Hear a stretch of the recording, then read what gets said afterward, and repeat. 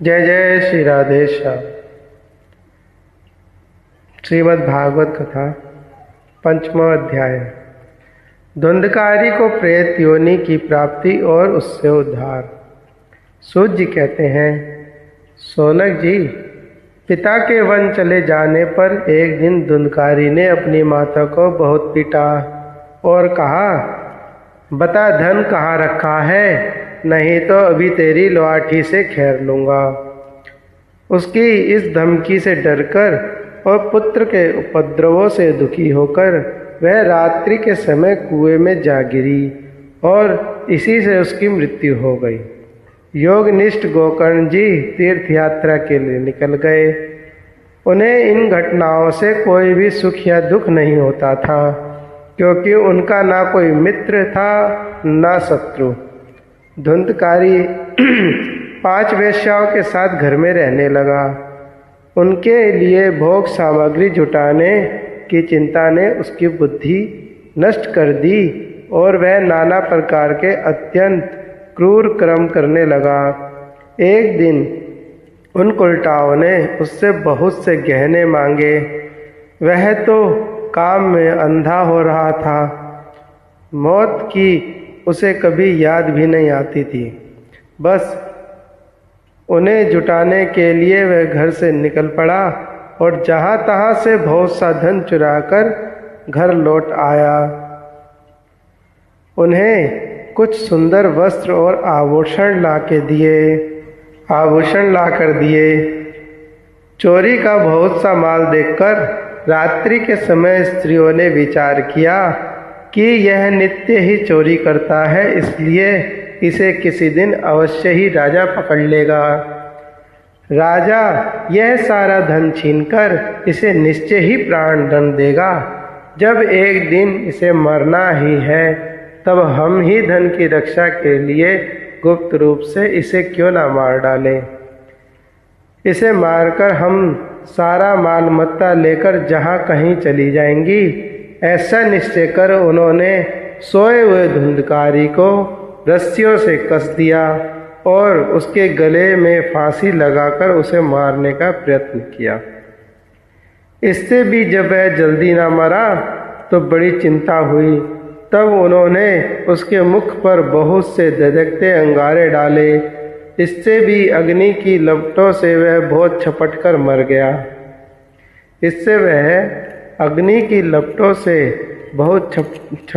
मर गया। उन्होंने इसके शरीर को एक गड्ढे में डालकर गाड़ दिया। सच में स्त्रियां प्राय बड़ी दुस्साहसी होती हैं। उनके इस कृत्य का किसी को भी पता ना चला। लोगों के पूछने पर कह देती थी कि हमारे प्रियतम पैसे के लोभ में अब की बार कहीं दूर चले गए हैं, इसी वर्ष के अंदर लौट आएंगे। बुद्धिमान पुरुष को दुष्ट स्त्रियों का कभी विश्वास न करना चाहिए। जो मूर्ख इनका विश्वास करता है उसे दुखी होना पड़ता है।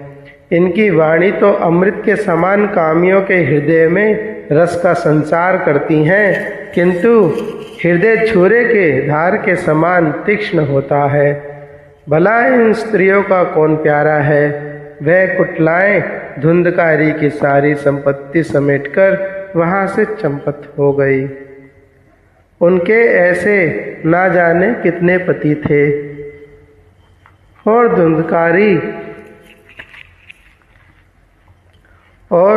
धुंधकारी अपनी कुकर्मों के कारण भयंकर प्रेत योनि को प्राप्त हुआ। वह बवंडर के रूप में सर्वदा 200 दिशा में भटकता रहता था। वह शीत धाम से संतप्त और भूख प्यास से व्याकुल होने के कारण हा देव चिल्लाता रहता था, परंतु उसे कहीं भी कोई आश्रय ना मिला। कुछ काल बीतने पर गोकर्ण ने भी लोगों के मुख से धुंधकारी की मृत्यु का समाचार सुना। तब उसे अनाथ समझकर उन्होंने उसका गया जी में श्राद्ध किया और भी जहाँ जहाँ वे जाते उनका श्राद्ध करते थे। इस प्रकार घूमते घूमते गोकर्ण जी ने अपने नगर में आए और रात्रि के समय दूसरों की दृष्टि से बचकर सीधे अपने घर के आंगन में सोने के लिए पहुँचे। वहाँ अपने भाई को सोया हुआ देख आधी रात के समय धुंधकारी ने अपना बड़ा विकट रूप दिखाया। वह कभी भेड़ा, कभी हाथी, कभी भैंसा, कभी इंद्र और कभी अग्नि का ही रूप धारण करता। अंत में वह मनुष्य के आकार में प्रकट हुआ। ये विपरीत अवस्थाएं देखकर गोकर्ण जी ने निश्चय किया कि वह कोई दुर्गति को प्राप्त हुआ जीव है। तब उन्होंने उससे धैर्यपूर्वक पूछा। गोकर्ण जी ने कहा, तू कौन है? रात्रि के समय ऐसे भयानक रूप क्यों दिखा रहा है? तेरी यह दशा कैसे हुई? हमें बता तो सही। तू प्रेत है, पिशाच है अथवा कोई राक्षस है? सूत जी कहते हैं, गोकर्ण जी के इस प्रकार पूछने से वह बार बार जोर जोर से रोने लगा।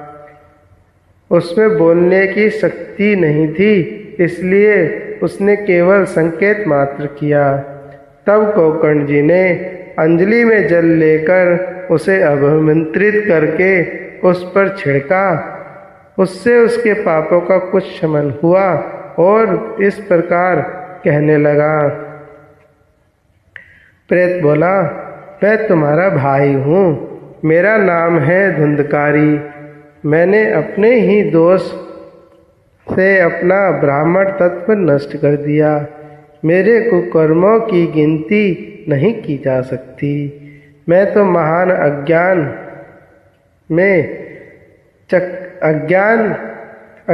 में चक्कर काट रहा हूँ।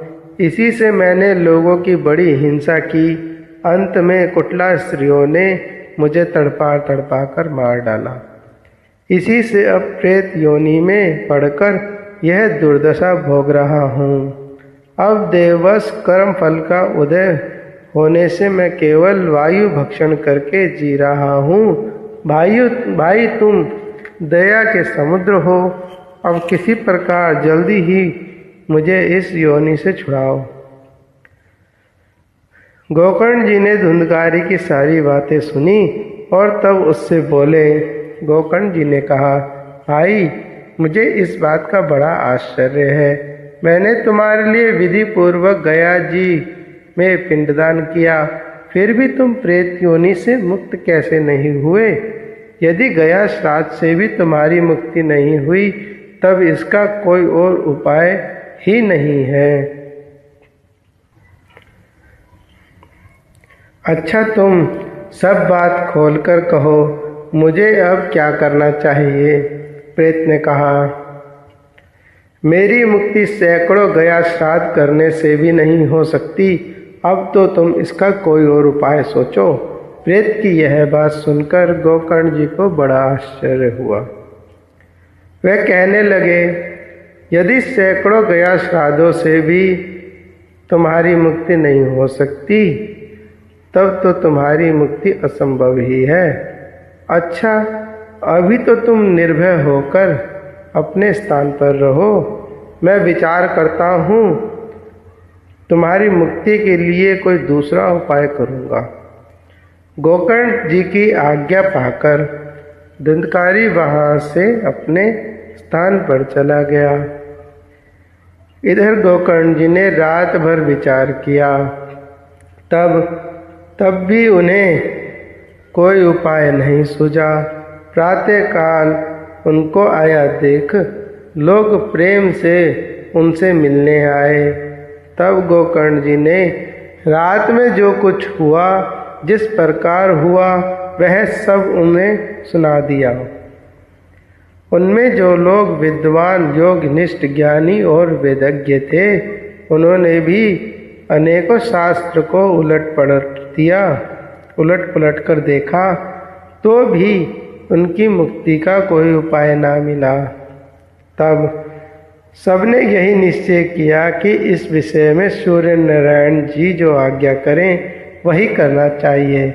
अंततः गोकर्ण जी ने अपने तपोबल से सूर्य की गति को रोक दिया।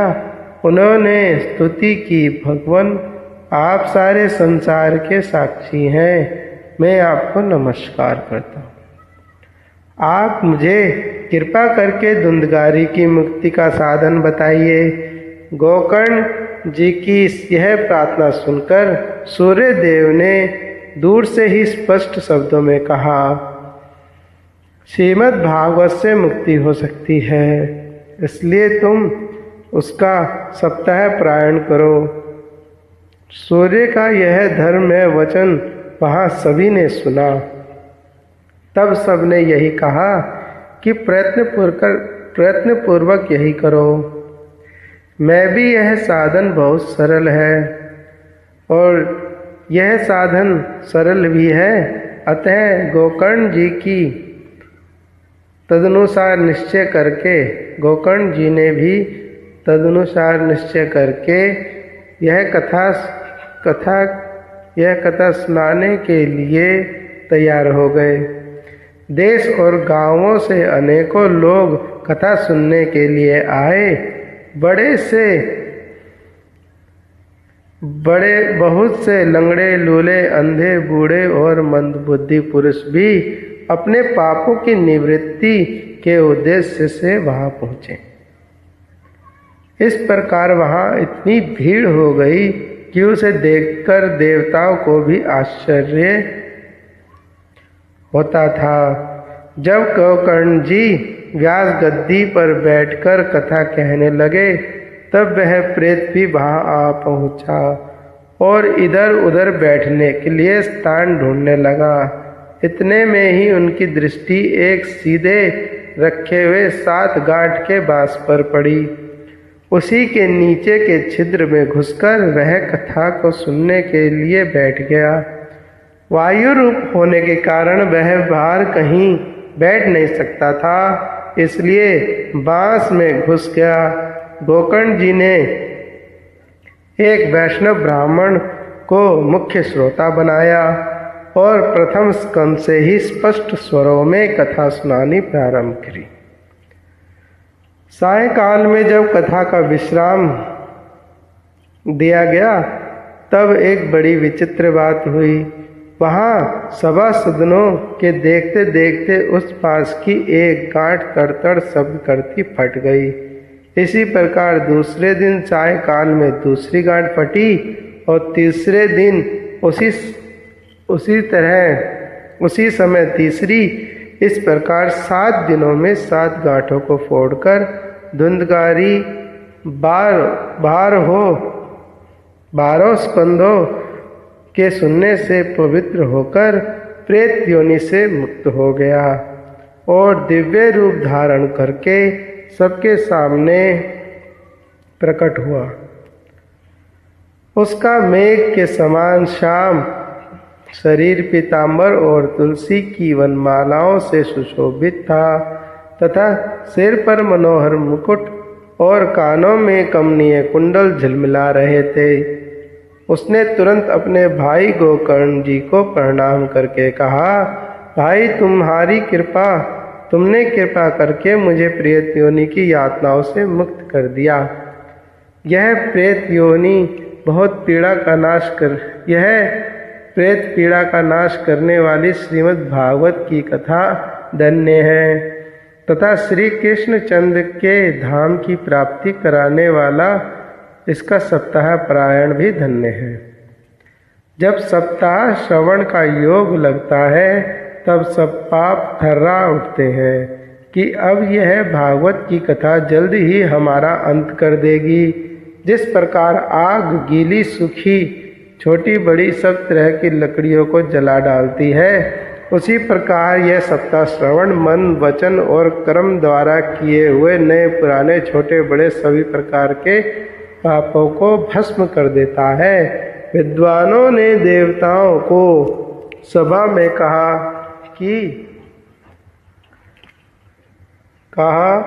कि जो लोग भारतवर्ष में श्रीमद् भागवत की कथा नहीं सुनते, उनका जन्म वृथा ही है। वह वह भला मोहपूर्वक लालन पालन करके यदि इस अनित्य शरीर की हृष्ट पुष्ट और बलवान भी बना लिया तो भी श्रीमद् भागवत की कथा सुने बिना इससे क्या लाभ हुआ। अस्थियां ही इस शरीर के आधार स्तंभ हैं। नस नाड़ी रूप रस्सियों से बंधा हुआ यह शरीर है। ऊपर से इस पर मांस और रक्त थोपकर इसे चर्म से मढ़ दिया है।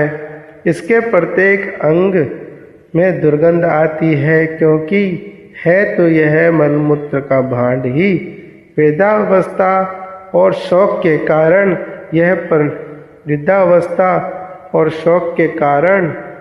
यह परिणाम में दुखमय ही है।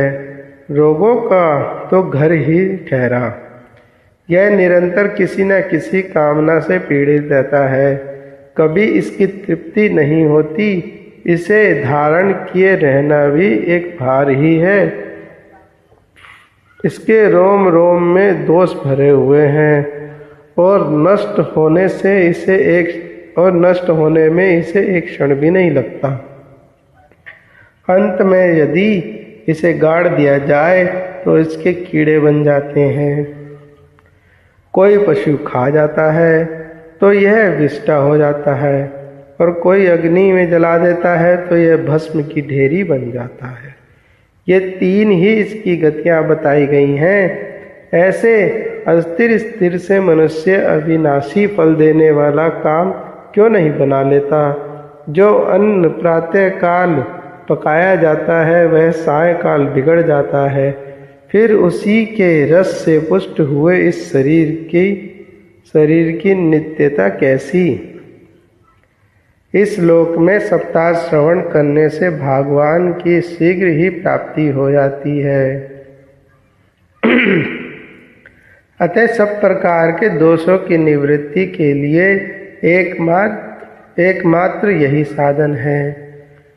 जो लोग भगवान की कथा से वंचित हैं वे तो जल में बुदबुदे और जीवों में मच्छरों के समान केवल मरने के लिए ही पैदा होते हैं।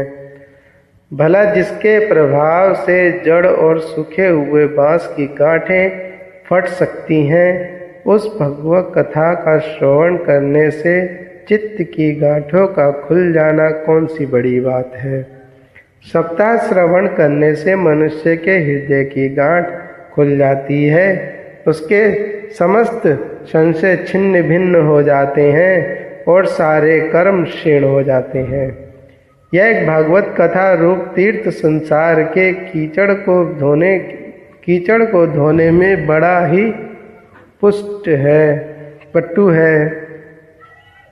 विद्वानों का कथन है कि जब यह हृदय में स्थित हो जाता है तब मनुष्य की मुक्ति निश्चित ही समझनी चाहिए।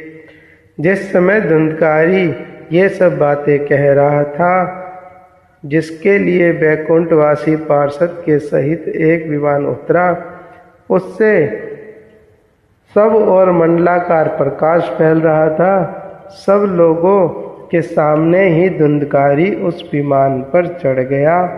तब उस विमान पर आए हुए पार्षदों को देखकर उनसे गोकर्ण जी ने यह बात कही। गोकर्ण जी ने पूछा, भगवान के प्रिय पार्षदों, यहाँ हमारे अनेकों शुद्ध हृदय श्रोतागण हैं। उन सब के लिए आप लोग एक साथ बहुत से विमान क्यों नहीं लाए। हम देखते हैं कि यहाँ सभी ने समान रूप से कथा सुनी, फिर फल में इस प्रकार का भेद क्यों हुआ, यह बताइए। भगवान के सेवकों ने कहा, हे मानद, इस फल भेद का कारण इसके श्रवण का भेद है।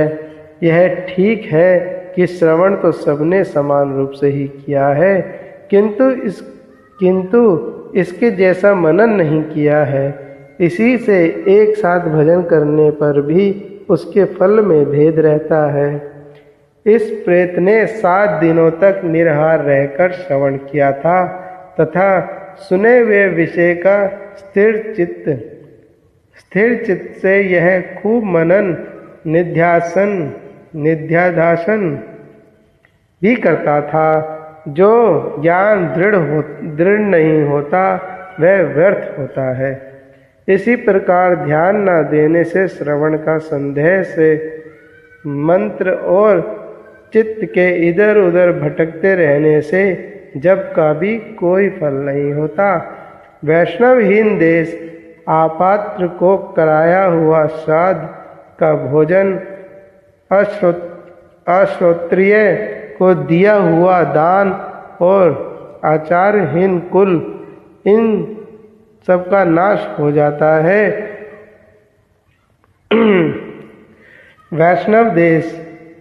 वैष्णवहीन देश आप अपात्र को कराया हुआ श्राद्ध का भोजन, अश्रोत्रिय को दिया हुआ दान एवं आचारहीन कुल, इन सबका नाश हो जाता है। गुरु वचनों में विश्वास, दीनता का भाव, मन के दोषों पर विजय और कथा में चित्त की एकाग्रता इत्यादि नियमों का यदि पालन किया जाए तो श्रवण का यथार्थ फल मिलता है। यदि ये श्रोता फिर से श्रीमद् भागवत की कथा सुने तो निश्चय ही सबको वैकुंठ की ही प्राप्ति होगी। ओ गोकर्ण जी, आपको तो भगवान स्वयं आकर गोलोक धाम में ले जाएंगे। यूँ कहकर वह सब पार्षद हरि कीर्तन करते श्री वैकुंठ लोक को चले गए। श्रावण मास में गोकर्ण जी ने फिर उसी प्रकार सप्ताह क्रम से कथा कही और उन श्रोताओं ने उसे फिर सुना। नारद जी, इस कथा की समाप्ति पर जो कुछ हुआ वह सुनिए। वहाँ भक्तों से भरे हुए विमान के साथ भगवान प्रकट हुए। सब ओर से खूब जय हो और नमस्कार की ध्वनियाँ होने लगी। भगवान स्वयं हर्षित होकर अपने पंचजन्य शंख की ध्वनि करने लगे और उन्होंने गोकर्ण को हृदय से लगाकर अपने ही समान बना लिया। उन्होंने क्षण भर में ही अनन्य श्रोताओं को भी मेघ के समान श्यामवर्ण रेशमी पीताम्बरधारी तथा क्रीट और कुंडल आदि से विभूषित कर दिया। उस समय गांव में कुत्ते और चंडाल पर्यंत जितने भी जीव थे वे सभी गोकर्ण जी की कृपा से विमानों पर चढ़ा लिए गए और जहाँ योगीजन जाते हैं उस भगवत धाम में भेज दिए गए। इस प्रकार भक्त वत्सल भगवान श्री कृष्ण कथा श्रवण से प्रसन्न होकर गोकर्ण जी को साथ ले अपने ग्वाल बालों के प्रिय गोलोक धाम में चले गए। पूर्व काल में जैसे अयोध्यावासी भगवान श्री रामचंद्र जी के साथ साकेत धाम सिधारे थे, उसी प्रकार भगवान श्री कृष्ण उन सबको योग दुर्लभ गोलोक धाम को ले गए। जिस लोक में सूर्य, चंद्रमा और सिद्धों की भी कभी गति नहीं हो सकती, उसमें भी ये श्रीमद् भागवत श्रवण करने से चले जाते हैं। नारद जी, सप्ताह यज्ञ के द्वारा कथा श्रवण करने से जैसा उज्जवल फल संचित होता है उसके विषय में हम आपसे क्या कहें। अजी, जिन्होंने अपने कर्णपुट से गोकर्ण जी की कथा के एक अक्षर का भी पान किया था, वे फिर माता के गर्भ में नहीं आए। जिस गति को लोग वायु, जल या पंख या पत्ते खाकर शरीर सुखाने से, बहुत काल तक घोर तपस्या करने से और योगाभ्यास से भी नहीं पा सकते, उसे वह सप्ताह श्रवण से सहज में ही प्राप्त कर लेते हैं। इस परम पवित्र इतिहास का पाठ चित्रकूट पर विराजमान मुनीश्वर शांडिल्य जी भी ब्रह्मानंद में मग्न होकर करते रहते हैं। यह कथा बड़ी पवित्र है। एक बार के श्रवण से ही समस्त पाप राशि को भस्म कर देती है। यदि इसका श्राद्ध के समय पाठ किया जाए तो इससे पितृगण को भी बड़ी तृप्ति होती है और नित्य पाठ करने से मोक्ष की प्राप्ति होती है। जय जय श्री राधे श्याम। अगला अध्याय कल होगा। राधा।